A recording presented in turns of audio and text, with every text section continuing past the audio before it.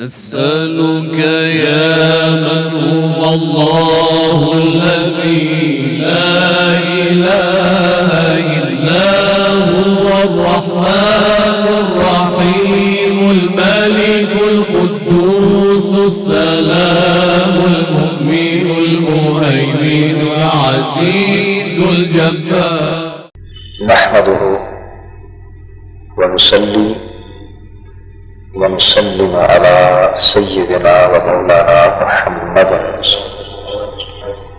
رسوله النبي الأمين المكين الحنين الكريم الرؤوف الرحيم. أما بعد، فأعوذ بالله من الشيطان الرجيم. بسم الله الرحمن الرحيم. يعلم ما بين أيديهم وما خلفهم ولا يحيطون بشيء من علمه إلا بما شاء. صدق الله مولانا العظيم. محترم مشائخ و علماء کرام و معزز حاضرین، عزیز طلباء، اللہ تبارک و تعالی اس آیت مبارکہ میں بہت سے اہم مضامین کو اور بہت سے اہم مسائل کو بیان فرمایا ہے، اور ان الفاظ سے پہلے مسئلہ شفاعت پر گفتگو کی گئی۔ ان الفاظ میں اللہ تبارک و تعالی نے یہ ارشاد فرمایا، یعلم ما بین ایدیہم وما خلفہم، وہ اللہ جل مجدہ جانتا ہے جو کچھ ان کے سامنے ہے اور جو کچھ ان کے پیچھے۔ ولا یحیطون بشیء من علمہ، اور وہ اللہ کے علم میں سے کسی شے کا بھی احاطہ نہیں کرتے، الا بما شاء، سوائے اس کے کہ جو اللہ نے چاہا۔ ان الفاظ میں مسئلہ علم بیان کیا گیا ہے، اور یہ مسئلہ اعتقادی اعتبار سے بہت اہم ہے، اور اس سے متعلق بعض اہم حقیقتوں کو نہ سمجھ پانے کی وجہ سے بہت سی غلط فہمیاں پیدا ہوتی ہیں، اور بلا وجہ مختلف طبقات میں کئی نزاع پیدا ہوا۔ سو اگر اس حصہ آیت کو اچھی طرح سمجھ لیا گیا تو اللہ جل مجدہ کی رحمت سے یہ امید کرتا ہوں کہ ذہنوں کو بہت سا اطمینان اس مسئلے کی نسبت انشاءاللہ حاصل ہو جائے۔ پہلے یہ ارشاد فرمایا، یعلم ما بین ایدیہم وما خلفہم، اللہ جانتا ہے جو کچھ ان کے سامنے ہے، آگے ہے، اور جو کچھ ان کے پیچھے۔ پہلا سوال تو یہ پیدا ہوتا ہے کہ یہ جو فرمایا گیا کہ جو کچھ ان کے آگے ہے اور ان کے پیچھے، اس ان سے مراد کون ہے؟ یعنی ایدیہم وما خلفہم، اس ضمیر کے مرجع کون ہے؟ اس سے مراد کون ہے؟ یعنی کن سے آگے اور کن کے پیچھے؟ سو اس آیت کریمہ کے حوالے سے اس کے دو جواب بڑے واضح ہیں۔ ایک تو یہ کہ اس سے پیچھے یہ ارشاد فرمایا گیا، لہو ما فی السماوات و ما فی الارض، جو کچھ آسمانوں میں ہے اور جو کچھ زمین میں، یہ اللہ کا ہے اور اللہ کے لیے۔ تو ایک جواب تو یہ ہے کہ ان کے آگے اور ان کے پیچھے سے مراد وہ ساری مخلوق ہے جو آسمانوں میں بستی ہے یا زمین پر بستی ہے، اور چونکہ بات علمی احاطہ کی ہو رہی ہے کہ وہ اللہ کے علم میں سے کسی شے کا احاطہ نہیں کر سکتے، تو پھر کائنات ارض و سما میں سے وہ ساری عاقل اور باشعور مخلوق مراد ہوگی کہ جو مخلوق علم حاصل کرنے کی اہل ہے، گویا جمیع و کالا، خواہ اس میں فرشتے بھی آ گئے، انسان بھی آ گئے، جنات بھی آ گئے، تو آسمان اور زمین کی وہ ساری مخلوق جو صاحب علم ہو سکتی ہے اور باشعور ہے، تو ارشاد فرمایا گیا کہ آسمان اور زمین کی یہ ساری کی ساری مخلوق احاطہ نہیں کر سکتی اللہ کے علم میں سے کسی شے کا، بلکہ اس سے پہلے فرمایا کہ ساری مخلوق کہ جو کچھ سامنے ہے جو کچھ پیچھے ہے اللہ اس کو جانتا ہے۔ یہ تو ایک معنی۔ دوسرا مرجع اس کا چونکہ آگے فرمایا گیا من ذی یشفع عنده الا باذنہ، کون ہے جو اللہ کی بارگاہ میں شفاعت کرے سوائے اس کے کہ اسے اللہ کا اذن حاصل ہو۔ اس پر تفصیل سے گفتگو ہم کر چکے ہیں، مسئلہ شفاعت پر اور مفہوم اذن الہی پر۔ تو یہاں شفعاء مراد ہوئے، یعنی شفاعت کرنے والے، وہ انبیاء کرام ہیں اور ملائکہ اعظام ہیں، ان میں صلحاء بھی آ سکتے ہیں۔ چنانچہ دوسرا مرجع یہ ہوا کہ اوپر ذکر چونکہ انبیاء کا، صلحاء کا، ملائکہ کا آ رہا ہے، بطور خاص انبیاء اور ملائکہ کا، ان کی بات کی گئی کہ جو کچھ ان کے آگے ہے شفاعت کرنے والوں کے سامنے، جو کچھ ان کے پیچھے، اللہ اس کو پورے طور پر جانتا ہے۔ اب یہی دونوں مرجع آگے بھی آئیں گے، لیکن زیادہ صحیح اور زیادہ قوی تفسیر یہ ہے کہ انبیاء اور ملائکہ تک اس ضمیر کے مرجع کو محدود کر دینے سے اور اللہ کی مخلوق کے کئی طبقات خارج ہو جاتے ہیں، جبکہ اللہ تبارک و تعالیٰ کے علم کی شان ان کے لیے بھی اسی طرح ہے۔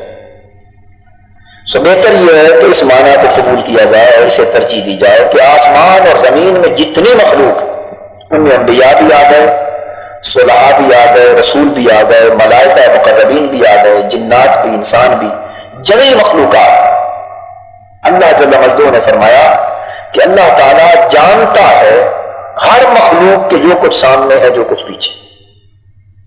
ابھی تو میں اس کا ترجمہ عرض کر رہا۔ اب دوسرا سوال یہ پیدا ہوتا ہے کہ سامنے اور پیچھے کا معنی کیا ہے؟ ما بین ایدیہم وما خلفہم۔ اس کا ایک معنی تو یہ ہے کہ ما بین ایدیہم جو کچھ ان کے آگے ہے، اس سے مراد امر دنیا، وما خلفہم اور جو کچھ ان کے پیچھے یعنی آگے سے مراد جو نظر آ رہا ہے، لہذا جو ان کے دنیاوی امور ہے اللہ ان کو بھی جانتا ہے، وما خلفہم پیچھے سے مراد جو کچھ انہیں نظر نہیں آ رہا اور وہ آخرت کا معاملہ ہے۔ سو جو ان کے اخروی حالات ہیں اللہ ان کو بھی جانتا ہے، اور جو ان کے دنیاوی حالات ہیں اللہ ان کو بھی جانتا ہے۔ اور دنیا اور آخرت کے اعتبار سے ایک معنی اس کا عکس بھی ہے، الٹ بھی، یعنی جو کچھ ان کے آگے ہے، سامنے ہے، اس سے مراد آخرت، وما خلفہم اور جو پیچھے چھوڑ کے آئیں گے آخرت میں جانے کے بعد اس سے مراد دنیا۔ بات دونوں صورتوں میں ایک ہی ہو گئی۔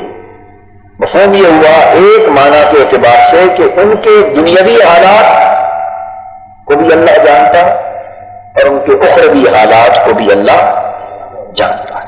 یہ تو ایک معنی ہو گیا۔ دوسرا معنی ما بین ایدیہم وما خلفہم کا یہ ہے، سامنے اور پیچھے ہونے سے مراد کہ جو کچھ سامنے ہوتا ہے اسے حاضر کہتے ہیں، مشہود کہتے ہیں، وہ نظر آتا ہے، اور جو پیچھے ہوتا ہے اسے غائب کہا جاتا ہے، نظر نہیں آتا۔ تو معنی یہ ہوا کہ جو کچھ حاضر ہے مخلوق کے لیے اللہ اس کو بھی جانتا ہے، اور جو کچھ غائب ہے خواہ کسی مخلوق کے لیے اللہ اس کو بھی جانتا ہے۔ تو یہاں مراد شہادت اور غیب دونوں چیزیں ہوں گی، اور قرآن مجید میں اللہ کی یہ شان بیان بھی فرمائی گئی، عالم الغیب والشہادہ، جو کچھ مخفی ہے، چھپا ہوا ہے اللہ اس کا بھی جاننے والا، اور جو کچھ مشہود ہے، نظر آ رہا ہے، حاضر ہے، اللہ اس کو بھی جاننے والا۔ جو معنی ہوگا پھر اس کا ایک تیسرا معنی ما بین ایدیہم وما خلفہم کا یہ بھی ہے کہ جو کچھ وہ جانتے ہیں، ما بین ایدیہم اے ما یدرکون ادراک سے، یعنی جو کچھ وہ جانتے ہیں اللہ اس کو بھی جانتا ہے، وما خلفہم اور جو کچھ وہ نہیں جانتے اللہ اس کو بھی جانتا ہے۔ تیسرا معنی یہ ہوا کہ لوگوں جو کچھ تمہارے علم میں ہے سو اس سے بہتر اللہ کے علم میں بھی ہے، جو کچھ تمہارے علم میں نہیں ہے وہ بھی اللہ کے علم میں۔ الغرض اس حصہ آیت میں یہ بات سمجھائی جا رہی ہے کہ اس کائنات ارض و سما میں اللہ کی جتنے مخلوق آباد ہیں، اس مخلوق کے جتنے احوال آگے کی دنیا کے پچھلے دنیا کے ظاہری حالات باطنی حالات ان کے زندگی کے جملہ احوال اور جملہ معاملات کا مکمل علم اللہ جل مجدہ کو ہے۔ اب یہ بیان فرما کر دراصل یہ تصور دیا جا رہا ہے کہ لوگوں اور مخلوق ارض و سما تمہارے تمام معاملات پر اللہ کا علم محیط ہے۔ اب اس کا اگلی آیت کے حصے سے تعلق قائم ہو رہا ہے۔ اللہ پاک نے یہاں اپنے علم کی صفت بیان کی، اپنے علم کی صفت اور شان بیان کی ہے کہ اللہ کا علم مخلوق کے لیے کیسا ہے کہ ساری کی ساری مخلوق پر اللہ کا علم محیط ہے، یعنی آگے پیچھے سب کو جاننا اسی کو احاطہ کہتے، اسی کو احاطہ کہتے کہ آگے پیچھے جو کچھ ہے یعنی ما لہو اور ما علیہ، اس کے سارے متعلقات، اس کے جمی معاملات، اس کے ظاہر باطن، اس کے اول آخر کے جتنے معاملات ہیں ان ساروں کو جاننا اس کو علم محیط کہا جاتا ہے۔ وہ اللہ تبارک و تعالیٰ نے مخلوق کو یہ باور کرایا کہ اللہ کے علم کی شان یہ ہے کہ ارض و سما کی ساری مخلوقات اور ان کے سارے معاملات پر من کل الوجوہ اللہ کا علم محیط ہے، اللہ کا علم حاوی ہے، اور تم سب اور تمہارے سارے کے سارے معاملات اللہ کے علم کے اندر، وہ ساری مخلوق اور اس کے سارے معاملات مل کر بھی یہ کل کائنات پستی سے لے کر بالائی تک ساری کی ساری کائنات اللہ کے علم کے مقابلے میں ایک چھوٹا سا جز ہے، ایک چھوٹا سا جز ہے، کیونکہ یعلم ما بین ایدیہم وما خلفہم، ان کے آگے بھی جو کچھ ہونے والا ہے اور ان کے پیچھے بھی جو کچھ ہو چکا ہے وہ سب کو جاننے والا ہے، وہ سب کو جاننے والا ہے۔ ایک معنی اس کا چوتھا معنی اور بھی ہے، ما کان وما یکون، ما بین ایدیہم جو آگے آنے والا ہے یعنی ما یکون جو ان کے بعد ہوگا، وما خلفہم اور جو کچھ پیچھے ہو چکا، یہ معنی ہے ما کان، تو وہ ساری کی ساری مخلوق اور ان کی نسبت سے ما کان وما یکون جو کچھ پہلے ہو چکا اللہ کا علم اس پر بھی حاوی، اور جو کچھ بعد میں ہوگا اللہ کا علم اس پر بھی محیط ہے۔ تو یہ میں نے مختلف معانی جو آپ کے سامنے عرض کیے، ان تمام معانی کو اگر سامنے رکھا جائے تو اس میں سے ان میں سے کسی کو بھی سامنے رکھ لو تو بات اللہ کے علم کی شان کی ایک ہی سمجھ آتی ہے، اور وہ یہ ہے کہ اللہ تبارک و تعالیٰ نے یہ بات ہمیں سمجھائی ہے کہ جو علم الوہیت ہے اور علم الہی ہے اس کی شان یہ ہے کہ وہ جمی مخلوق کے جمی معاملات پر کلیت حاوی اور محیط ہے۔ میں اس پر زور اس لیے دے رہا ہوں کہ اگر اللہ کے علم کی یہ شان سمجھ آ گئی تو پھر مخلوق کے لیے کیسا علم ثابت ہو سکتا ہے اور کیسا نہیں وہ مسئلہ خود بخود واضح ہو جائے، اور کس کے ثابت کرنے سے شرک واقع ہوتا اور کس کے ثابت کرنے سے شرک واقع نہیں ہوتا، یہ بات خود بخود کھل جائے گی۔ اللہ تبارک و تعالیٰ نے یہ فرمایا یعلم ما بین ایدیہم وما خلفہم، سو اللہ تبارک و تعالیٰ کا علم یہ شان رکھتا ہے کہ وہ جمی مخلوق کے اول و آخر ہر شے پر کلیتاً محیط ہے۔ اب اس بات کو بیان کرنے کے بعد اس سے آگے فرمایا جا رہا ہے وَلَا يَحِيطُونَ بِشَيْءٍ مِّنْ عِلْمِهِ۔ پہلے اللہ تعالیٰ نے اپنے علم کی بات کی، اب مخلوق کے علم کی بات ہو رہی ہے۔ فرمایا وَلَا يَحِيطُونَ، اس کے فائل پر وہی ساری کائنات کی مخلوق بھی ہو گئی، اور انبیاء اور ملائکہ بھی ہو سکتے ہیں، جس طرح دو مراجع میں نے بیان کی۔ اب مخلوق کے علم کی بات ہو رہی ہے کہ وہ مخلوق یعنی جن کے آگے پیچھے ہر شے پر اللہ کا علم محیط، اب ان کے اپنے علم کی حالت یہ ہے کہ وہ اللہ کے علم میں سے کسی شے پر بھی محیط نہیں، اللہ کے علم میں سے کسی شے پر بھی وہ ولا یحیطون، وہ احاطہ نہیں کرتے، وہ احاطہ نہیں کرتے کسی شے کا بھی اللہ کے علم میں سے۔ تو یہاں نفی کی گئی ہے کس شے کی؟ علم کی یا احاطہ علم کی؟ احاطے کی نفی کی۔ یہ بات سمجھنے سے متعلق ہے کہ اس آیہ کریمہ میں اللہ کی مخلوق کے لیے، انبیاء کے لیے، ملائکہ کے لیے، صلحاء کے لیے، اللہ کے مقبولین اور مقربین کے لیے نفی علم کی نہیں ہے، نفی احاطہ علم کی۔ بس اتنی بات سے بہت سے عقدے خود بخود حل ہو جاتے ہیں۔ اللہ جل مجدہ کے کلام کا ایک ایک لفظ حکمت پر مبنی ہوتا، لیکن بشرطے کہ ہم توجہ کے ساتھ سمجھنے کی کوشش کریں۔ اگر ہم سرسری نظر دوڑاتے جائیں اور جو کچھ ہمارے اپنے ذہنوں میں پہلے سے قائم ہو اسی کو ثابت کرتے چلے جائیں تو یہ قرآن نہیں ہوتا، ہماری خواہش نفس ہوتی۔ اگر قرآن کو سمجھا جائے قرآن ہی کے الفاظ سے، قرآن ہی کے بیان سے اور قرآن ہی کے سیاق و سباق سے تو بڑا آسان ہے، پھر بات بڑی آسان ہے، ہم خود پیچیدگیاں پیدا کر دیتے ہیں۔ اب قرآن مجید نے دو ٹوک طریقے سے پہلے اللہ کے علم کی شان کو بیان کیا، بیان وہاں بھی احاطہ کو کیا، لیکن اس کے لیے الفاظ ما بین ایدیہم وما خلفہم کے بیان کیا، اور اپنے علم کی شان کو بیان کر کے اب مخلوق کی بات کی اور فرمایا کہ مخلوق سے علم کی نفی تو ہو نہیں سکتی کہ اللہ نے مخلوق کو عالم بنایا ہے۔ ابھی میں عرض کر رہا تھا نا کہ جو علماء ہیں وہ آگے آ کے بیٹھے، تو علماء کس کو کہتے ہیں؟ صاحب علم کو۔ تو مخلوق کو علم دیا ہے تو وہ عالم بنے، علم ملا ہے تو وہ عالم بنے، تو علم کی نفی تو ہو نہیں سکتی۔ تو یہاں اللہ تبارک و تعالیٰ نے احاطہ علم کی نفی کی، اور پھر مطلق علم کے احاطے کی بھی نہیں، اپنے علم کے احاطے کی نفی کی، اپنے۔ اب آیت کریمہ کے الفاظ پہ توجہ کیجیے، وَلَا يُحِيطُونَ بِشَيْءٍ مِّنْ عِلْمِهِ، من علمہ ہی کی ضمیر کا مرجع اللہ، کہ جو اللہ کا علم ہے اس میں سے کسی شے کا بھی احاطہ نہیں کر سکتے۔ اب بات کو سمجھ گئے نا؟ جو اللہ کا علم ہے اس میں سے کسی شے کا بھی احاطہ نہیں کر سکتے، ایک جز کا بھی، اللہ کے علم میں سے ایک جز کا بھی احاطہ نہیں کر سکتے۔ اگر آپ نے علم الہی میں سے خواہ کل کا خواہ جز کا علم الہی پر احاطے کا اعتقاد کر لیا تو شرک ہو جائے۔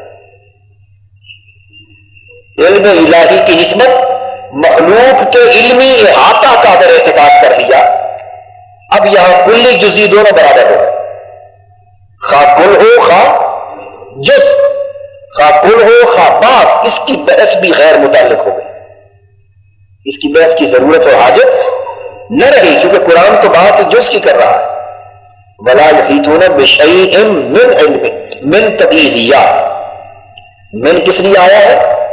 تبعیض کے لیے، یعنی اس کے علم میں سے بعض کو بیان کرنے کے لیے، اور پھر فرمایا بِشَيْءٍ، یہ تبعیض پر پھر تبعیض ہے، اہل علم متوجہ، یعنی بِشَيْءٍ، یعنی بِشَيْءٍ شَيْءٍ مِّنْ عِلْمِهِ، یعنی اس کے علم میں سے معمولی سے جز کا بھی احاطہ نہیں کر سکتے، یعنی بے جو حرف با لگا ہے شے پر، اس سے بھی تمیز ہو رہی ہے، اور بشیء کی جو آخر میں تنوین ہے، طلبہ متوجہ ہوں، یہ جو تنوین آئی ہے یہ پھر تنکیر کا فائدہ دے رہی ہے، جس کا معنی یہ ہے کہ معمولی سی شے اس کے علم میں سے اس کا بھی احاطہ نہیں کر سکتے۔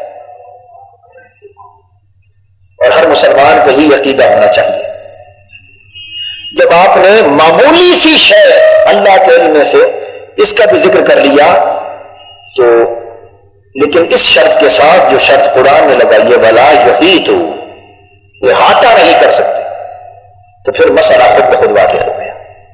تو اللہ تبارک و تعالیٰ نے اپنے علم میں سے معمولی سے جز کا بھی احاطہ مخلوق کے لیے ناجائز قرار دے دیا. احاطہ نہیں ہو سکتا. اور علم اور احاطہ علم میں فرق ہے. علم اور احاطہ علم میں فرق ہے. علم کہتے ہیں جاننا، علم کہتے ہیں جاننا، اور احاطہ علم یہ کہتے ہیں اس شے کو من کل الوجوہ اس طرح جاننا جس طرح اللہ جانتا ہے. اس طرح جاننا، اس پر محیط ہو کر ہر لحاظ سے جس طرح اللہ جانتا ہے مخلوق میں سے. اور ساری کی ساری مخلوق اللہ کی محاط ہے، اور محیط حقیقتاً فقط اللہ ہے. ساری کی ساری مخلوق محاط، محاط کہتے ہیں وہ جو دائرے کے اندر ہو، احاطہ کے اندر ہو. مثلا آپ جب دائرہ کھینچتے ہیں تو دائرے میں وہ جو لکیر ہے دائرہ جو بناتی ہے اور اس کے اندر جتنا رقبہ ہوتا ہے وہ سارا کا سارا رقبہ، وہ سارا کا سارا رقبہ کل ہو کر بھی محاط ہے.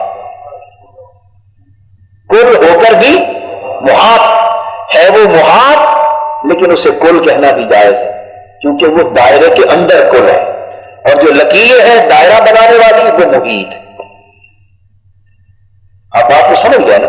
وہ سارا کا سارا رقبہ جو اس دائرے کی لکیر کے اندر ہے وہ سارا کا سارا مل کر بھی محاط ہے، اور اس میں سے چھوٹا سا جز لے لیں تب بھی محاط.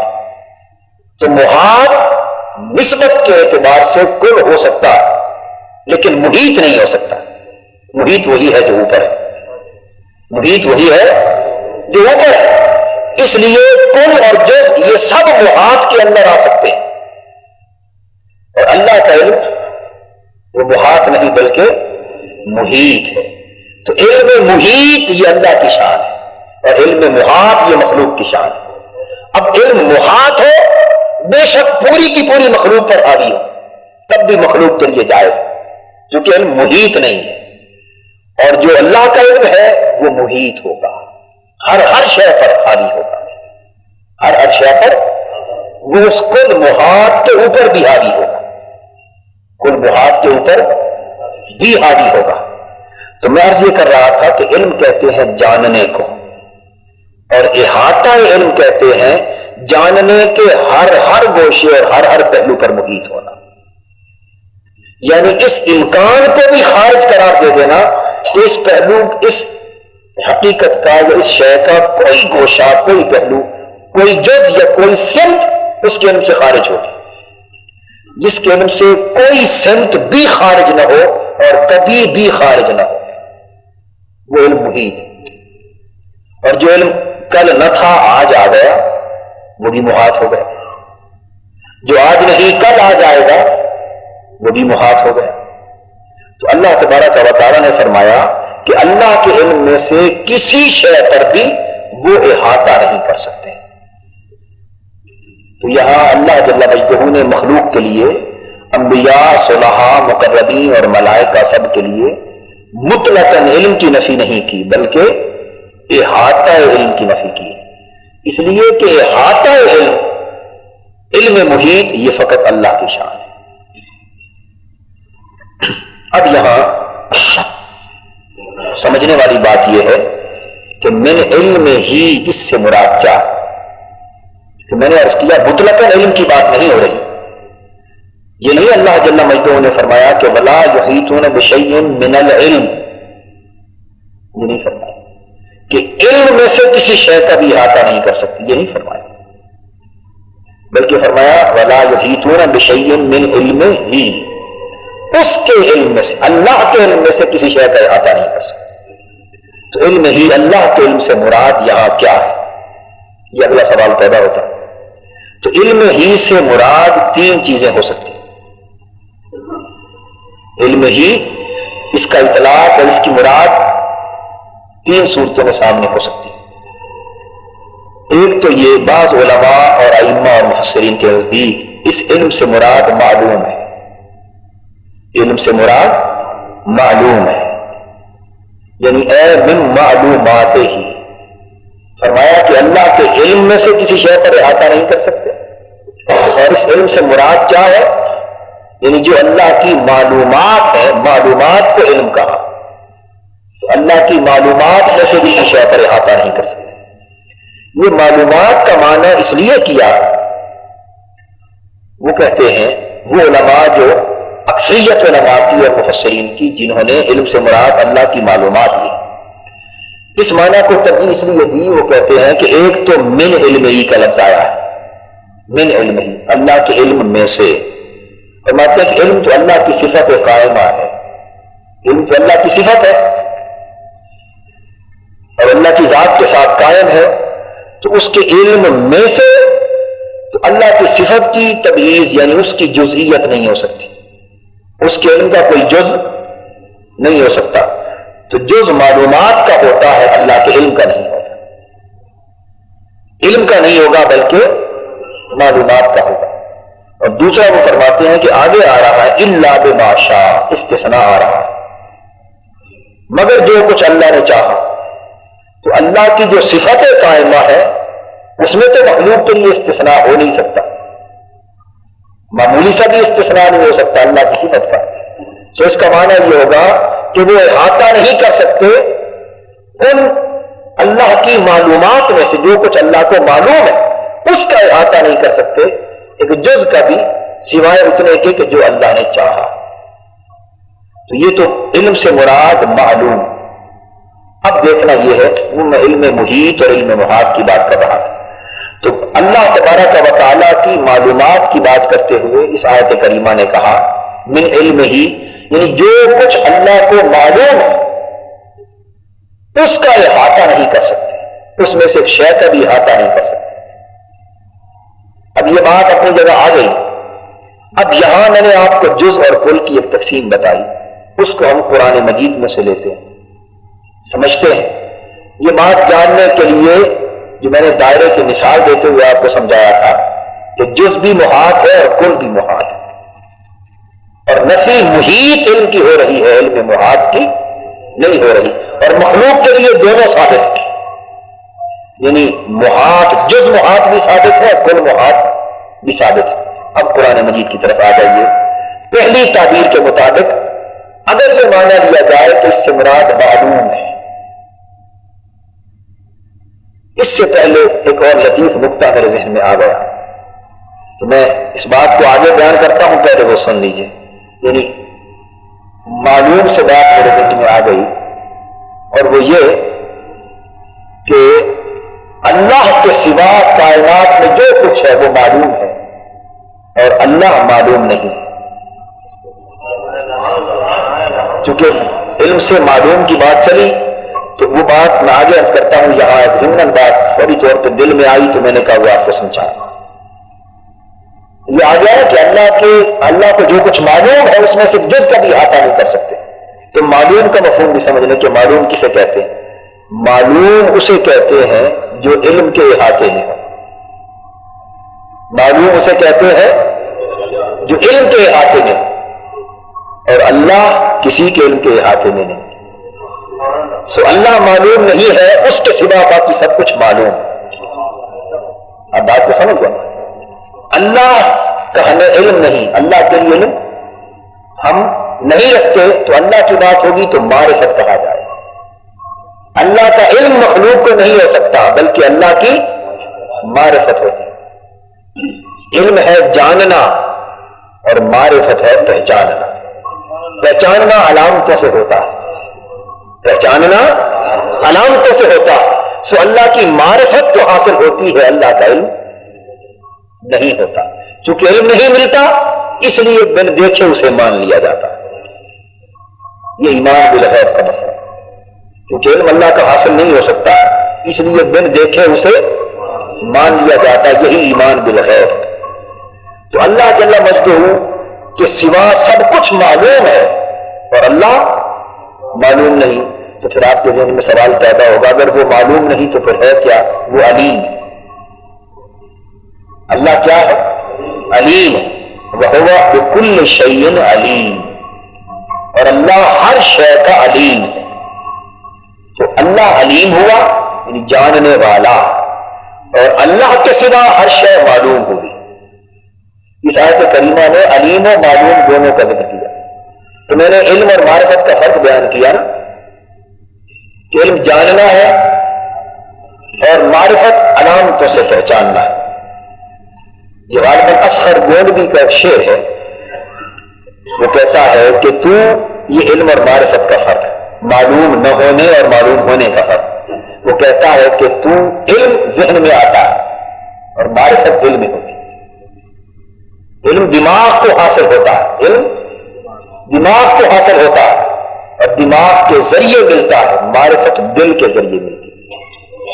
وہ کہتا ہے کہ تو دل میں تو آتا ہے، سمجھ میں نہیں آتا. تو دل میں تو آتا ہے، سمجھ میں نہیں آتا. بس جان گیا میں تیری پہچان یہی، بس جان گیا میں تیری پہچان یہی. بس یہی کچھ پتا چلتا ہے کہ تو سمجھ میں نہیں آ سکتا. کیوں نہیں آتا؟ کہ وہ معلوم جو نہ ہوا وہ علیم ہے. وَهُوَ بِكُلِّ شَيْءٍ علیم، اور وہ ہر شے کا علیم. تو وہ فقط علیم ہے اور اس کے سوا باقی سب کچھ معلوم. اس لیے اللہ کی ذات کا تصور نہیں ہو سکتا، اللہ کی ذات کا تصور نہیں ہو سکتا. اس لیے اللہ کی ذات کی نسبت سوچنے سے منع کیا گیا. نَتَفَكَّرُوا فِي آلَاءِ اللَّهِ، اللہ کی نشانیوں میں سوچا کرو، اللہ میں نہ سوچا کرو. کہ اللہ کی ذات میں سوچو گے تو گم ہو جاؤ، اللہ کی ذات میں سوچو گے تو گم ہو جاؤ گے کہ وہ ذات معلوم ہی نہیں ہے. وہ تو علیم ہے، جو معلوم ہوتا ہے وہ محاط ہوتا ہے اور علیم محیط ہوتا ہے. علیم تو تصور تو اسی شے کا کیا جا سکتا ہے جو تصور کے احاطے میں آ سکے. جو دماغ کے جتنے حواس ہیں، جتنی صلاحیتیں ہیں اور تصورات کی جتنی قوتیں ہیں، جو ان کے دامن میں آ سکے اسی کا تصور ہوگا. اور جو دماغ کے دامن میں آ ہی نہ سکے اور تصورات سے بلند ہو بلکہ تصورات پر بھی محیط ہو، اس کا تصور کیا کیا جا سکتا ہے؟ یہی وجہ ہے کہ اللہ تعالی کا جب علم حاصل نہیں ہوتا، معرفت ہوتی ہے، اور معرفت پہچان ہے علامتوں سے، تو پتہ چلا کہ اللہ تعالی براہ راست نہیں جانا جاتا، وہ کسی کے ذریعے پہچانا جاتا. علم ہوتا تو براہ راست حاصل ہو جاتا، علم ہوتا تو براہ راست حاصل ہو جاتا، کیونکہ اس کی معرفت ہے، اور معرفت براہ راست نہیں کسی کے ذریعے ہوتی، علائم کے ذریعے ہوتی، ذرائع سے ہوتی، مسائل سے ہوتی ہے، مظاہر سے ہوتی. وہ یعنی اس کی ذات کے جلوے کسی میں چمکتے، کسی میں دکھائی دیتے، تو کسی میں اس کے جلووں کو دیکھ کر خبر ہوتی ہے کہ وہ ہے. اس کے ہونے کی یوں خبر ہوتی ہے کہ کسی سے اس کا پتہ چلتا ہے. براہ راست علم نہیں ملتا، مختلف مظاہر کے ذریعے اس کی معرفت ملتی، مختلف مظاہر کے ذریعے اس کی معرفت ملتی. اور قرآن مجید خود اس بات پر شاہد. فرمایا سنریہم آیاتنا فی الآفاق وفی انفسہم، ہم تمہیں عنقریب اپنی علامتیں، اپنی نشانیاں اور اپنے جلووں کی جھلکیں دکھا دیں گے، اس پوری کائنات میں بھی بکھری ہوئی اور تمہارے نفسوں کے اندر جمع شدہ. تمہارے اندر بھی دکھا دیں گے، تمہارے باہر بھی دکھا دیں گے. یعنی اگر میری ذات کا پتہ معلوم کرنا چاہو تو معلوم نہیں کر سکتے، اور اگر میرے جلووں کو دیکھنا چاہو وہ تمہارے اندر بھی ہیں، تمہارے باہر بھی ہیں. حتیٰ یتبین لہم انہ الحق، حتیٰ کہ تم پر یہ حقیقت آشکار ہو جائے گی کہ وہی حق ہے. تو وہ حق کی معرفت براہ راست نہیں ہو سکتی، وہ تمہارے اندر سے تمہیں ملے گی یا تمہارے خارج سے ملے گی. ملے گی مخلوق کے ذریعے، خالق کی معرفت براہ راست نہیں ملے گی. مخلوق کے ذریعے، مخلوق کے واسطے سے خالق کی معرفت ملے گی. قرآن میں بیان کرتے براہ راست نہیں ملے گی. تو اب جو شخص واسطے کا انکار کر کے خدا کی معرفت حاصل کرنا چاہے، وہ علم تو پہلے ہی ممکن نہ تھا، معرفت سے بھی گیا۔ اب بات کو سمجھ گیا؟ علم تو پہلے ہی ممکن نہ تھا، علم تو پہلے ہی ممکن نہ تھا چونکہ وہ معلوم نہیں۔ بات راستہ تو پہلے ہی ایک تھا معرفت کا، اور معرفت کے لیے شرط تھا واسطہ، معرفت کے لیے شرط تھا سنریہم آیاتنا فی الآفاق وفی انفسہم، یہی واسطہ، حتی یتبین لہم انہ الحق، انہی واسطوں سے پتہ چلے گا کہ حق ہے، انہی واسطوں سے خبر ملے گی کہ وہ حق۔ ربنا ما خلقت ھذا باطلا، اے ہمارے رب تو نے ان چیزوں کو باطل پیدا نہیں کیا، یہی چیزیں تو بول کر بتا رہی ہے کہ کوئی ہے۔ اس زمینوں اور آسمانوں کی پیدائش میں نشانیاں ہیں عقل مندوں کے لیے کہ وہ ہے۔ آپ سمجھ رہے ہیں؟ سو قرآن مجید جا بجا اللہ رب العزت کی تخلیق کے مظاہر دکھا کر بتا رہا ہے کہ انہی کو دیکھو، انہی سے پتہ چلے گا کہ وہ ہے، انہی کو دیکھو، ارے زمین و آسمان کو دیکھو، ان میں سے پتہ چلے گا کہ وہ ہے، رات اور دن کو دیکھو، اس سے پتہ چلے گا کہ وہ ہے، اپنے اندر جھانکو، اس سے پتہ چلے گا کہ وہ ہے، باہر کی کائنات کو دیکھو، اس سے پتہ چلے گا کہ وہ ہے۔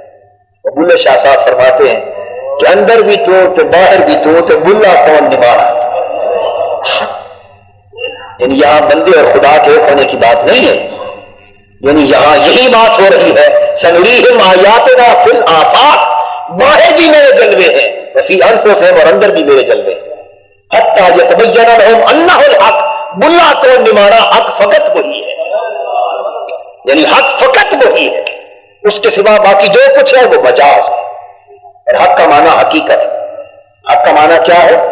حقیقت صرف ایک ہے، باری تعالیٰ حقیقت تو ہے، باقی جو کچھ ہے مجاز ہے، باقی جو کچھ ہے وہ مجاز ہے، تو نے چاہا تو ہو گیا، نہ چاہے گا تو نہیں ہوگا۔ تو عرض یہ کر رہا تھا کہ علم تو اللہ کا پہلے بھی ممکن نہ تھا، اور ممکن کیا تھا؟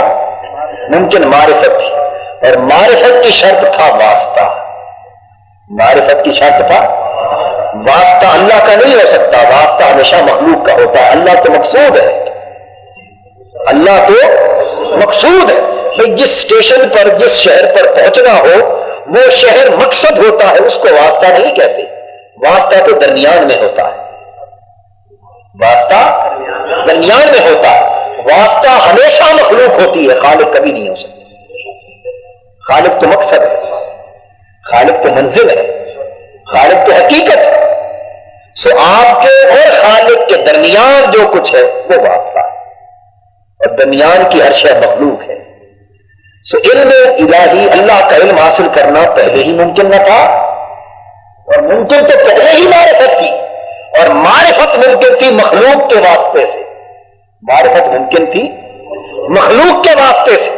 اگر آپ نے نادانی کے باعث اسی واسطے کا انکار کر دیا تو علم بھی گیا، معرفت بھی گئی،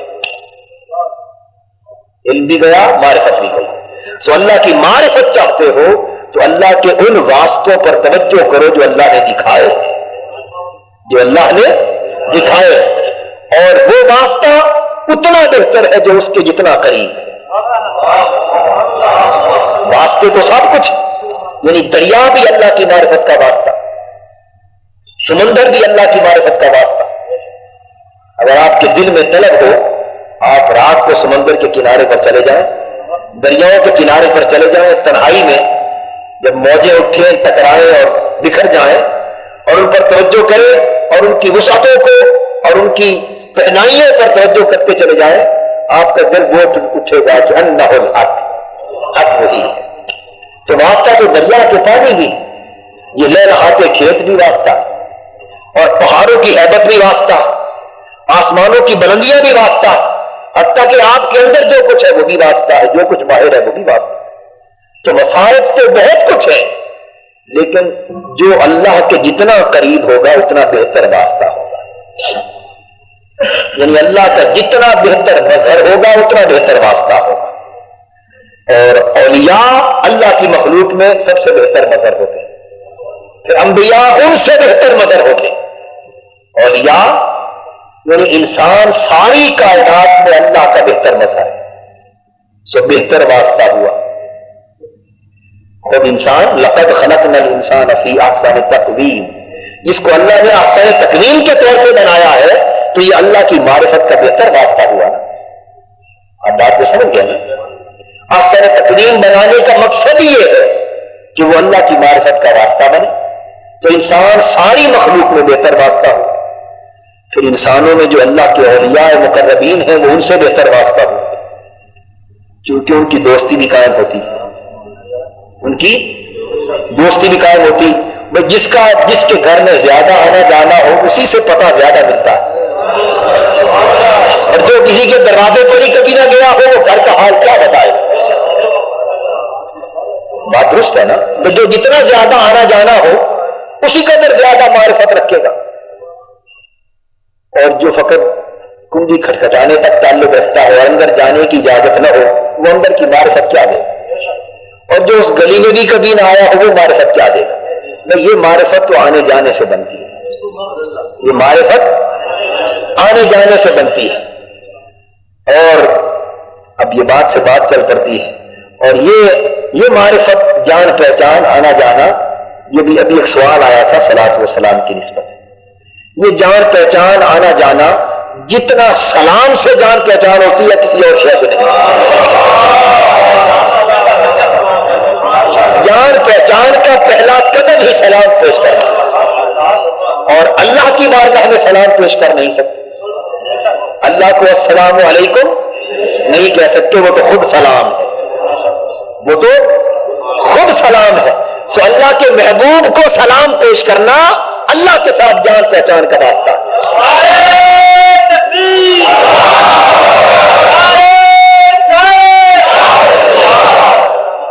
اللہ جل مجدہ کی ساتھ جان پہچان کا واسطہ، اس کا آغاز سلام سے ہوتا ہے۔ آپ اسی سے گریز کرتے ہیں صلی اللہ علیہ وسلم، آپ اسی پر جھگڑتے ہیں ظالموں، اور یہی سلام سے تو راستہ کھلتا ہے جان پہچان کا۔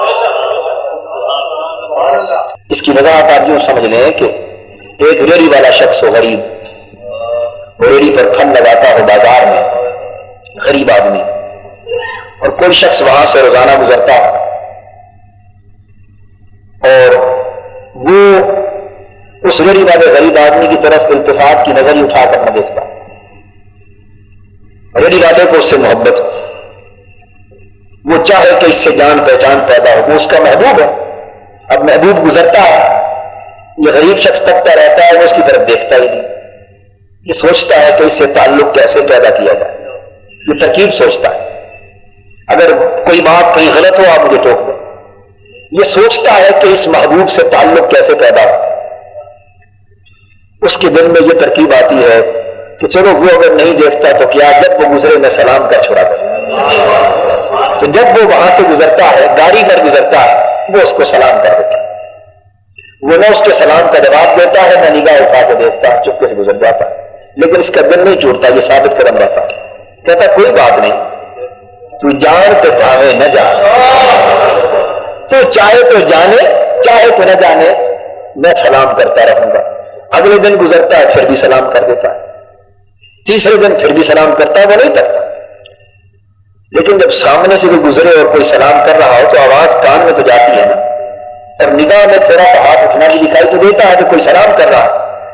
کئی دن گزرتے جاتے ہیں، ایک دن اس کو خیال آتا ہے کہ یہ شخص ہر روز مجھے سلام کرتا ہے، تو آج جب وہ گزرتا ہے اور وہ سلام کرتا ہے تو وہ آہستہ سا سر ہلا کے اس کو جواب دے دیتا ہے، اس کا دل اتنے پہ بھی باغ باغ ہو جاتا ہے کہ سر ہلا کے اس نے جواب تو دیا ہے لیکن سلام جاری رکھتا ہے، پھر وہ سر ہلا کے جواب دینے کا معمول بنا لیتا ہے، ایک بار تو دے دیا جواب سر ہلا کر، اب وہ بھی سر ہلا کے جواب دیتا ہے، ہر روز جب یہ سلام کرتا ہے وہ سر ہلا کر جواب دیتا ہے، کئی دن گزر کے اب اس کے دل میں خیال آتا ہے کہ یار یہ کتنا صادق ہے، پھر جب اس کا سلام ہوتا ہے ایک دن وہ سر بھی ہلاتا ہے اور تھوڑا سا چہرے پر لبوں پر مسکراہٹ بھی لاتا ہے، تھوڑا سا مسکرا بھی دیتا ہے، تو مسکراتا بھی ہے، سر ہلاتا ہے، گزر جاتا ہے، یہ پھر سلام جاری رکھتا ہے اور سلام جاری رکھتا ہے، پھر تیسرا موقع ایک دن ایسا آتا ہے کہ وہ سر بھی ہلاتا ہے تھوڑا مسکراتا بھی ہے اور معمولی سی نگاہ اٹھا کے تک بھی دیتا کہ دیکھ تو نہیں یہ سلام کرنے والا ہے کون.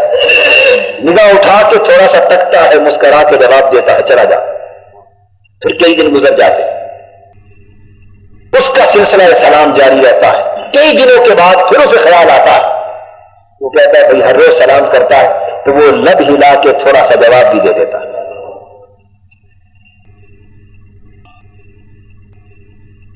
لب ہلا کر تھوڑا سا جواب بھی دے دیتا ہے.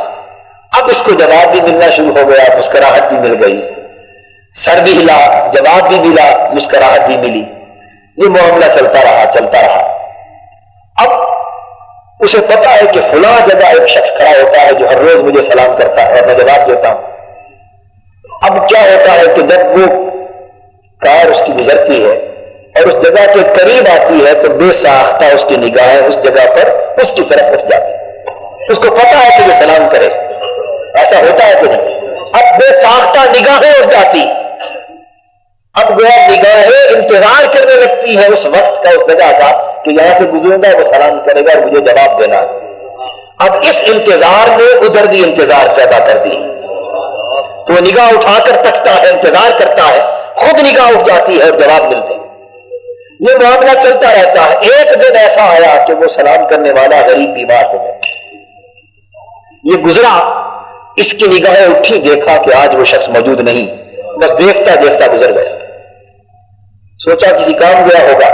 اگلے دن پھر گزرا, پھر نگاہ اٹھی, دیکھا وہ شخص موجود نہیں. دائیں بائیں تھوڑی دیر رک کر خیال کیا, پھر گزر گیا. تیسرا دن پھر آیا, نگاہ اٹھی, تکتی رہی, وہ شخص نظر نہ آیا.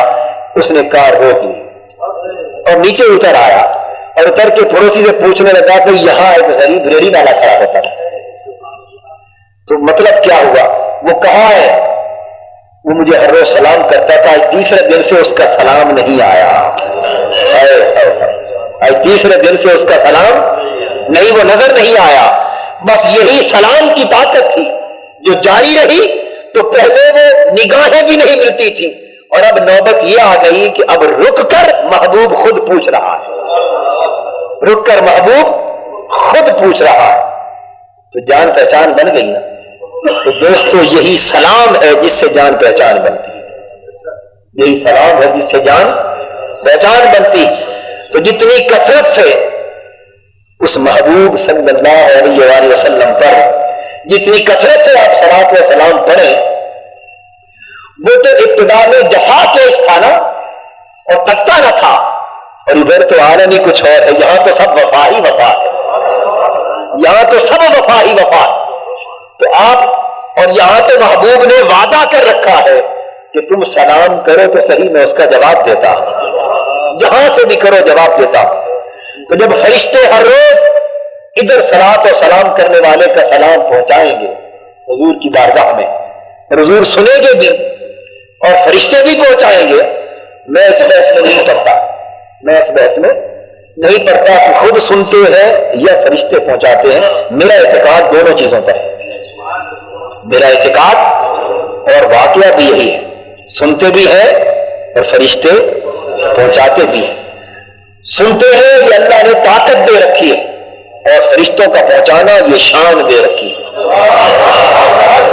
خود سننا یہ طاقت دے رکھی ہے اللہ, اور فرشتوں کے ذریعے پہنچایا جانا یہ شان دے رکھی ہے. اس لیے کہ خود سنے اور پہنچانے والا نہ ہو تو طاقت تو ہوئی, شان کا مظاہرہ نہ ہوا.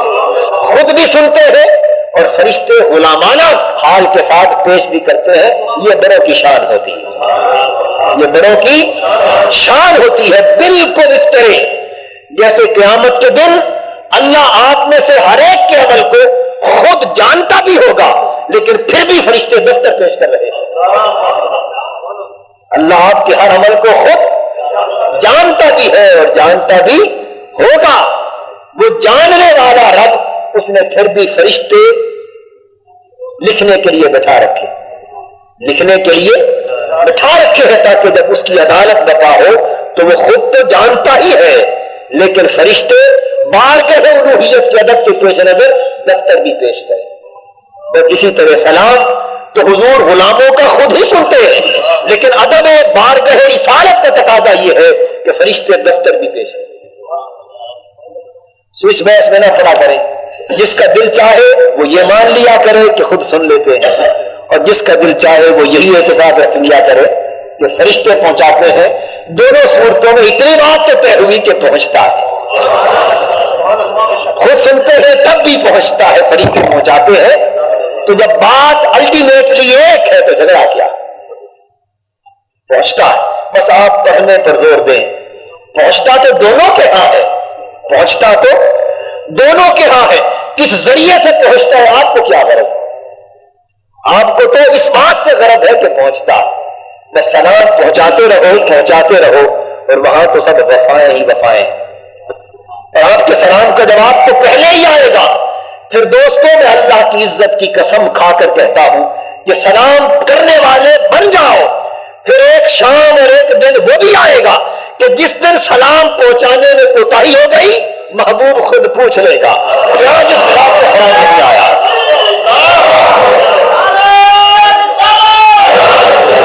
جس دن رہ گیا سنتے جائیں گے حضور، سنتے جائیں گے. اور جب ایک غلام کا نہ پہنچا تو پوچھ لیں گے کہ کیا بات ہے آج فلاں کا نہیں آیا. خیر تو ہے فلاں کا نہیں آیا. بس یہی مقصود ہے. اتنی جان پہچان ہو جائے کہ وہ خود پوچھنے لگے تو اور کیا چاہتے ہیں کہ وہ خود پوچھنے لگے. اتنی جان پہچان ہو جائے تو یہ بات حق ہے کہ جان پہچان چاہتے ہو تو سلام کے بغیر کوئی چارہ نہیں. اگر جان پہچان چاہتے ہو، معرفت چاہتے ہو تو صلاۃ و سلام کے بغیر کوئی چارہ نہیں. تو مرض یہ کر رہا تھا کہ جان پہچان سلام سے ہوتی. تو جان پہچان کے لیے واسطہ چاہیے. جان پہچان کے لیے واسطہ چاہیے اور واسطہ مخلوق ہوتی. سو اگر ان واسطوں سے، اور وہ جو واسطہ جتنا قریبی ہوگا اتنی معرفت اللہ کی بہتر نصیب ہوگی. سو انسان کائنات کے سارے واسطوں سے اللہ کی معرفت کے لیے بہتر واسطہ ہے. پھر انسانوں میں اولیاء کاملین، سب انسانوں میں بہتر واسطہ ہے. اور اولیاء کے بعد انبیاء، ان سے بہتر واسطہ ہے. انبیاء ان سے بہتر واسطہ ہے. اور انبیاء میں حضور علیہ السلام کی ذات پاک سب سے بہتر واسطہ ہے. جہاں جا کر سارے واسطے ختم ہو جاتے ہیں اور مظہریت کے سارے کمال جہاں جا کر مجتمع ہو جاتے ہیں وہ وجود مصطفیٰ صلی اللہ علیہ وآلہ وسلم. اس لیے مر رہو مٹ رہو اس بارگاہ، یہ اتنا بلند واسطہ ہے کہ یہاں جتنے مٹ جاؤ گے اتنی معرفت الہی نصیب ہوگی. یہاں تعلق جتنا پختہ ہوگا اتنی معرفت الہی نصیب ہوگی. تو میں دہرا رہا ہوں یہ بات کہ اللہ رب العزت کا علم تو ممکن نہ تھا، نہ ممکن ہے، کیونکہ وہ فرما چکا لا تدرکہ الابصار وہو یدرک الابصار. اور ادراک سے علم وجود میں آتا ہے. ادراک سے ادراک ہی علم بنتا ہے. اہل علم جانتے ہیں، متکلمین بیان کرتے ہیں کہ ادراک ہی علم بنتا ہے. تو جب اللہ کا ادراک ہی ممکن نہیں تو علم کیسے ممکن ہوگا؟ وہو یدرک الابصار. آنکھیں اس کا احاطہ نہیں کرتی، احاطہ تو وہ کرنے والا ہے. تو اللہ کا علم ممکن نہیں ہے دوستو، اس کی معرفت ممکن ہے. اور اس کی معرفت واسطوں سے ہوتی. بس ان واسطوں سے تعلق رکھو اور بہتر سے بہتر واسطوں کی طرف جاؤ. اور سب سے اعلیٰ واسطہ حضور علیہ السلام کی ذات پاک اور حضور علیہ السلام کی محبت اور حضور علیہ السلام کی اطاعت و اتباع اور حضور علیہ السلام کی محبت اور اطاعت میں فنا ہو جانا. یہ واسطہ ہے اللہ کی معرفت کا، اللہ کا قرب کا اور اللہ کی جان پہچان کا. میں عرض یہ کر رہا تھا کہ ارشاد فرمایا گیا، معلوم سے بات چلی تھی کہ اللہ علیم ہے، معلوم نہیں ہے. اور ہم معلوم ہیں، ہم معلوم ہیں. تو اللہ تو چونکہ علیم ہے اس لیے وہ تو معلوم ہو نہیں سکتا، وہ تو معلوم ہو نہیں سکتا. سو ہمیں چاہیے کہ ہم اپنی معلومیت کی خبر لیں. ہم اپنی معلومیت کی خبر لیں، خود کو معلوم کرنا چاہیں. ہم خود کو معلوم کرنا چاہیں کہ ہم کیا ہیں. جب یہ معلوم ہو گیا کہ میں کیا ہوں، ہر شخص کو جب یہ معلوم ہو گیا اپنے من میں غوطہ لگا کر اپنے من میں ڈوب کر پاجا سراغ زندگی، اپنے من میں ڈوب کر پاجا سراغ زندگی، جب اپنے من میں غوطہ زن آپ ہوئے اور اپنے نفس کی معرفت حاصل کی، من عرف نفسہ فقد عرف ربہ، جب اپنے نفس کی اپنی معرفت حاصل کی، جب آپ کو خود یہ معلوم ہو گیا کہ آپ کیا ہیں، تو اپنی معلومیت آشکار ہو گئی تو رب کی معرفت نصیب ہو جائے گی، رب کی معرفت نصیب ہو جائے گی۔ سو اللہ جل مجدہ کا علم حاصل نہیں ہوتا، اس کی معرفت حاصل ہوتی ہے۔ اب ارشاد فرمایا، اس لیے فرمایا کہ احاطہ اب اللہ کا تو ممکن ہی نہ تھا، اب اللہ کی معلومات جو ہے، جو کچھ اللہ کو معلوم ہے اس میں سے بھی کسی شے کا احاطہ ممکن نہیں۔ تو پہلی تفسیر علم کی ہوئی کہ علم بمانا معلوم، علم بمانا معلوم، تو مفہوم یہ ہوا کہ اللہ کے معلومات میں سے کسی شے کا احاطہ ممکن نہیں، وہ اس کے معلوم کی بھی آپ احاطہ نہیں کر سکتے۔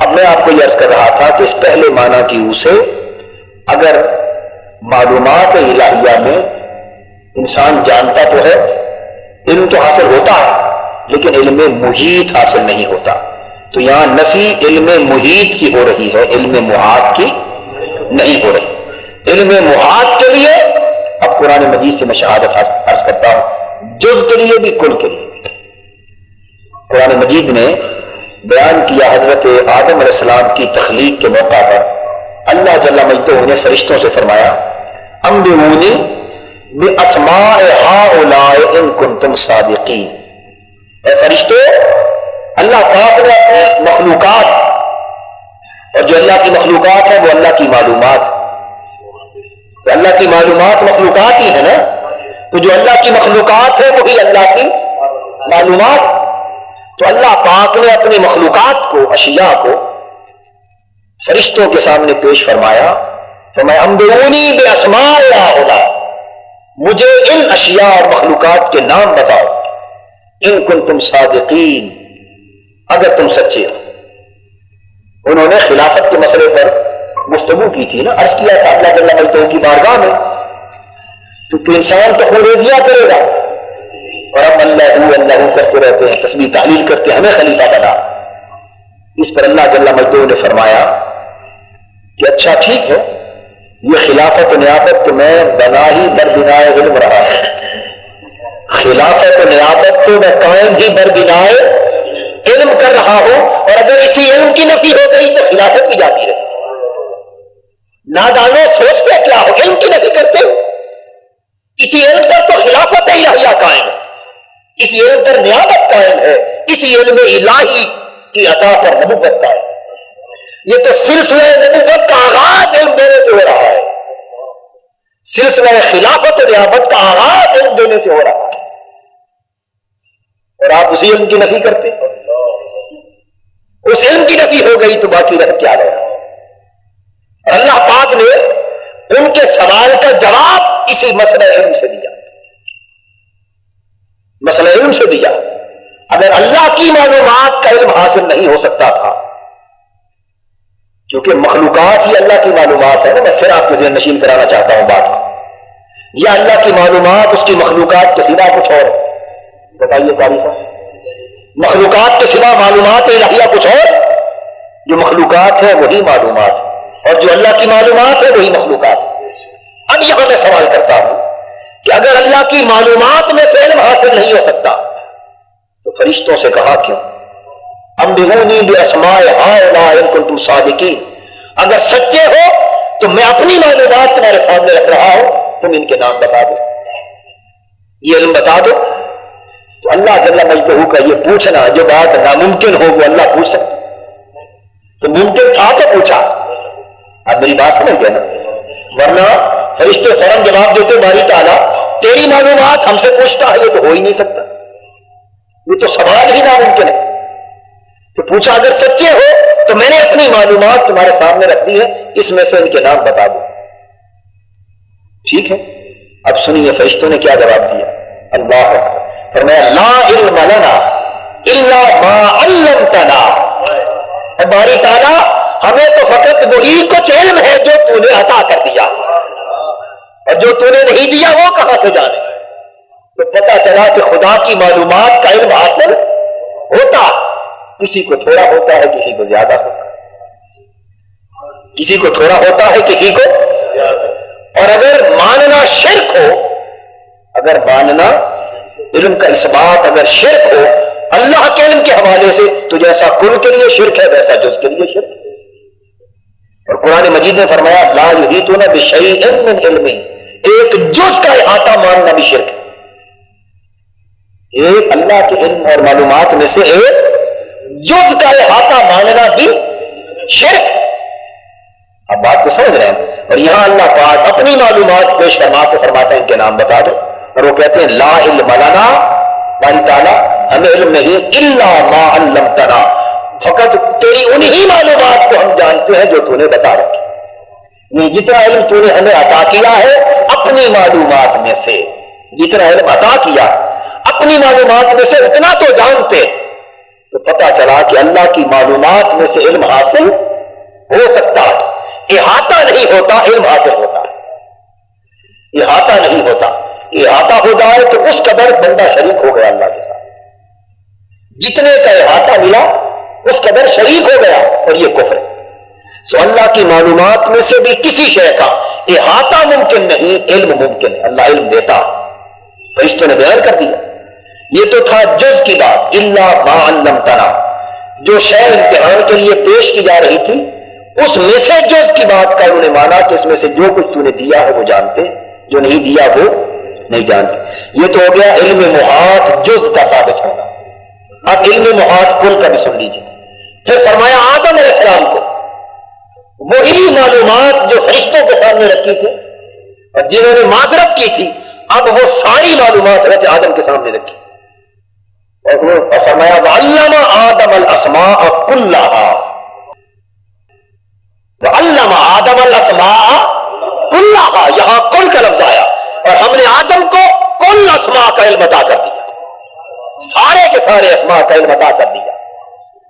تو وہاں جز کا اس بات تھا علم محاط کے باب میں، یہاں علم محاط کے باب میں کل کا اس بات ہو گیا، کل کا اس بات ہو گیا۔ علم آدم الاسماء كلها، اور ہم نے آدم کو سارے کے سارے اسماء کا علم دے دیا۔ تو کل کا ذکر بھی آج آیا، اور پھر خالی دینے کی بات نہ کی بلکہ ثابت کیا۔ فلما انبأهم بأسمائهم قال ألم أقل لكم إني أعلم غیب السماوات والارض۔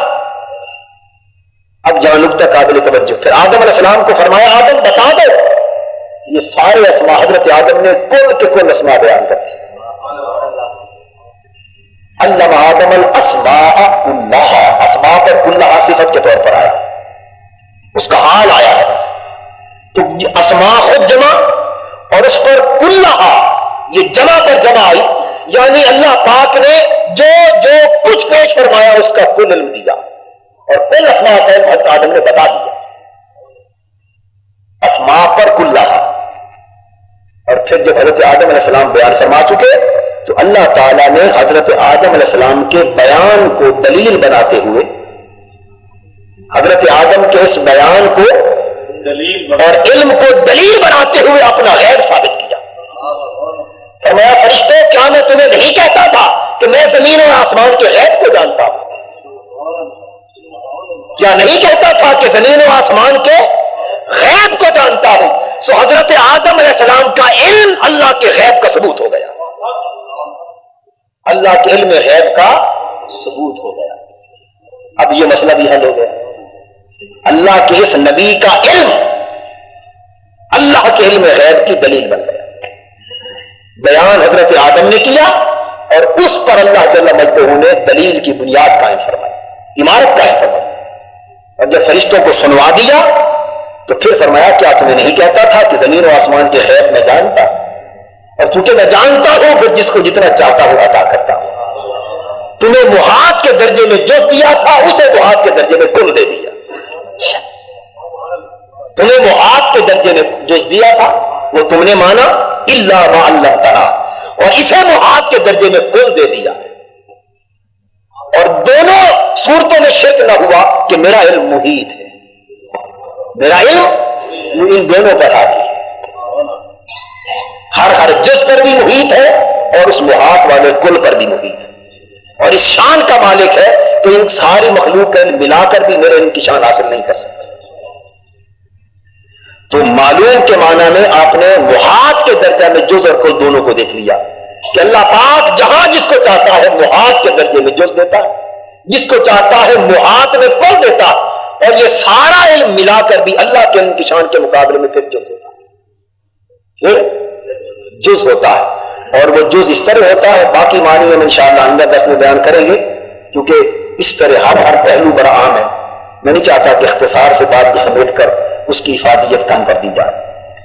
یہ محاط کے درجے میں سارے جز اور سارے کل ملا کر بھی اللہ کے علم کی شان کے مقابلے میں جز ہوتا ہے، اور ان کی بات آپ یوں سمجھ لیں کہ اللہ پاک اپنے اولیاء کو جتنا علم محاط عطا کرتا ہے وہ سارا کا سارا علم مل کر بھی انبیاء کے علم کے مقابلے میں ایسے ہوتا ہے جیسے 7 سمندروں کے مقابلے میں ایک قطرہ۔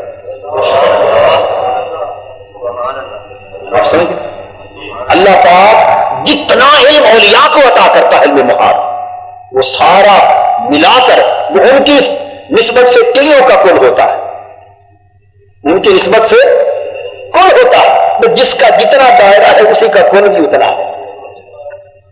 آپ سمجھ گئے نا، آپ 5 انچ ڈایا میٹر کا دائرہ کر لیں تو آپ کا کل 5-10 انچ کا ہوگا، اور کسی کا ڈایا میٹر جو ہے وہ 10 انچ کا ہے، اس کا محاط اس کا کل 20 انچ کا ہو گیا، کسی کا دائرہ لاہور تک ہے اس کا کل لاہور ہو گیا، کسی کا دائرہ پاکستان تک ہے اس کا کل پاکستان تک ہے، کسی کا دائرہ ساری دنیا تک ہے اس کا کل ساری دنیا پر ہو گیا، اور کسی کا دائرہ تحت سرا سے عرش معلیٰ تک ہے اس کا کل سارا ہو گیا۔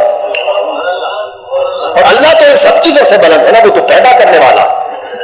تو اولیاء کا علم محاط کے درجے میں کل ہو کر بھی انبیاء کے علم کے مقابلے میں ایسا ہے جیسے 7 سمندروں کے مقابلے میں ایک قطرہ، اور پھر انبیاء کا علم، تمام انبیاء کا علم اپنی اپنی سطح پر کل ہو کر تمام انبیاء کا علم مصطفیٰ کے سامنے اس طرح ہے جیسے 7 سمندروں کے مقابلے میں ایک قطرہ۔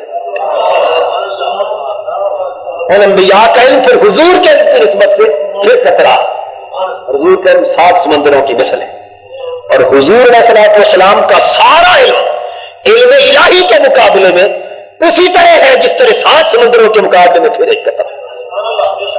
اور 7 سمندروں کی مثال علم الہی کے لیے میں نے سمجھانے کو دی، ورنہ اس کی بارگاہ میں جب پہنچتے ہیں تو سمندر کو حقیقت نہیں رہتی، وہ تمثیل سے لیس کمثلہ شیء، وہ تمثیل سے پاک ہے، تمثیل سے۔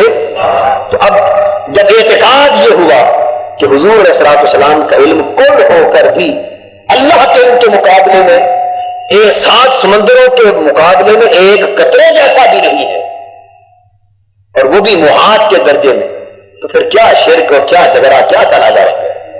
اب چاہے تو اسے بعض کہہ دے، چاہے تو کل کہہ دے، دونوں باتیں حق ہیں، چاہے جز کہہ دے۔ اب یہ مناظرے ہو رہے ہیں، جزئی علم تھا یا کلی علم تھا، نہ دانو یہ سب کچھ تھا، کیا جھگڑا کرتے ہیں؟ جزئی تھا یا کلی تھا، بعض تھا یا کل تھا، اس پر مناظرے ہو رہے ہیں، منطقیں چل رہی ہیں، مناظرے ہو رہے ہیں، جھگڑے ہو رہے ہیں، نزاع ہو رہے ہیں، اور پورا زور بیان، زور تحریر اسی پر صرف ہو رہا ہے کہ مانتے تو ہے لیکن کل نہ تھا جز تھا۔ اور اتنی بات پر تک توجہ نہیں کہ یہ سارے کل اور یہ سارے جز ملا کر اس کی بارگاہ میں تو ایک قطرہ بھی نہیں بنتا، ایک قطرہ بھی نہیں بنتا۔ سو معلومات الہیہ میں سے کسی شے کا احاطہ مخلوق کے لیے ممکن نہیں، لیکن اگر وہ علم خود محاط ہو تو جتنا چاہے عطا کر دے، کسی کو جز دے، کسی کو کل عطا کرے، الا بما شاء، مگر جتنا چاہے عطا کر دے۔ تو اس بما شاء ما کلمہ عام ہے، یہ ایک دانے سے لے کر کروڑ دانے تک چلا جاتا ہے۔ ما کلمہ عام، ایک دانے پر بھی ماں کا اطلاق، اور کروڑوں اربوں دانوں پر بھی ماں کا، اس کی حد ہی کوئی نہیں۔ تو الا بما شاء میں کوئی حد نہیں، اور بس محیط علم کسی کو نصیب نہیں، محاط ہو سکتا ہے، اور آ گئی محاط کی بات، الا بما شاء، جس کو جتنا چاہے عطا کر دے، جس کو جتنا چاہے اپنی معلومات کے سمندر سے جتنا چاہے عطا کر دے. دست قدرت ہے، کسی کو چلو عطا کر دے، کسی کو سمندر عطا کر دے. یہ معلومات کے درجے میں. یہ تو اس آیت کریمہ کی ایک تفسیر تھی. اب انشاءاللہ آئندہ جب درس قرآن کی باری آئے گی آپ یاد رکھیں اس کی اگلی تفسیرات پر بھی گفتگو کریں گے. ابھی یہی موضوع انشاءاللہ چلے گا. وما علینا الا البلاغ. نسألك يا من هو الله الذي لا إله إلا هو الرحمن الرحيم الملك القدوس السلام المؤمن المهيمن العزيز الجبار